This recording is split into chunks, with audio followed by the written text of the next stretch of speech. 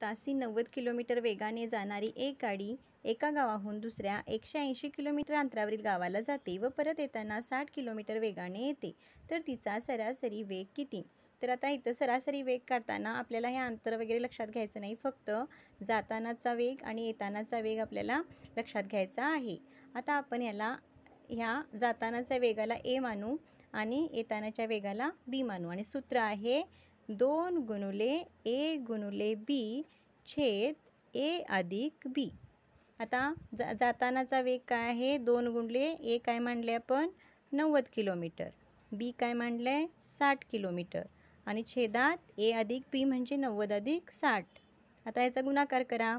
याचा गुणाकार येतो बघा, 9 दुनी 18 आणि 18 108 म्हणजे गुणाकार येणार 108 आणि ह्या दोन राहिलेल्या त्याच्यावर काय द्यायच्या? 0. किती झाले? 10,800 आणि छेदात बेरीज किती झाली? 90 अधिक 60 म्हणजे 150. आता भाग लावा. ह्या शून्याला हा शून्य गेला.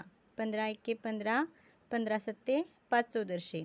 राहिले किती? 3 आणि 15 राहिले 3 आणि हा शून्य त्याच्यावर ठेवला की 30 झाले. 15 दुनी 30 म्हणजे सरासरी वेग किती होणार? 72 किलोमीटर पर हावर.